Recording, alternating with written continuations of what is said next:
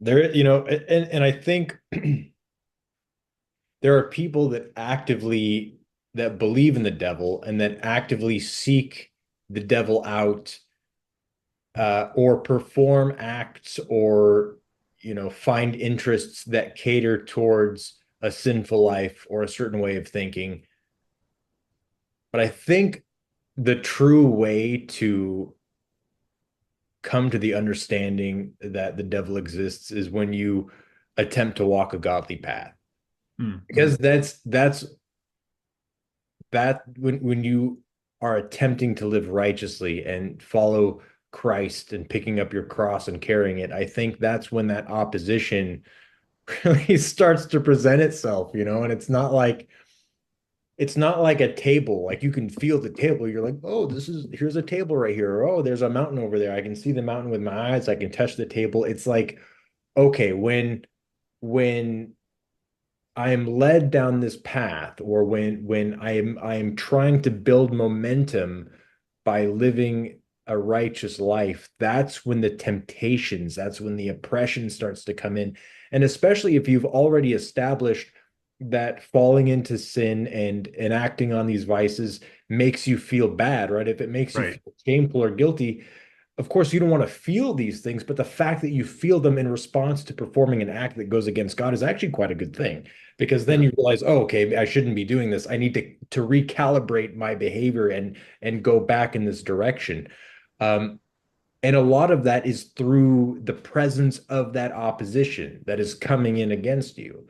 Mm-hmm. Um, and so I think that we have, through culture, we have identified or personified Satan or the devil as being a certain way. And so, whether, like holding a pitchfork and having the tail, or, and so that's kind of what we're expecting to see. Like if if like a strong percentage of the population does not see Jesus Christ coming down from the clouds, a white Jesus Christ, they are not doing anything. They're gonna, nope, that's not my guy. Nope, nope, nope, nope, nope. Right. And so it's like that's the other end, right? If you don't see a red devil with a pitchfork, you're not really paying attention. You don't realize that it's coming through all of these other forms, media, music, food, your environment, your environment. And so it's subtle.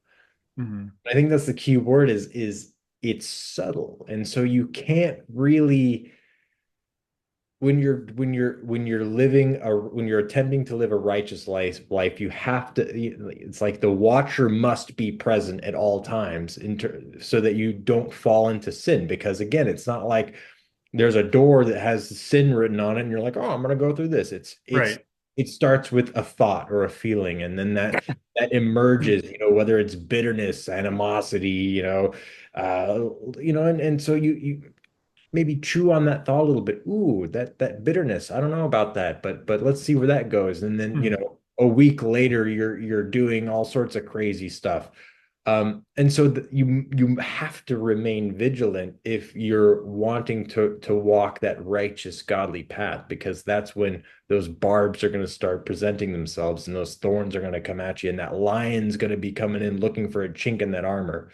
Um, and then you'll know, like, yeah, it's not just ignorance. There's a little something else at play here.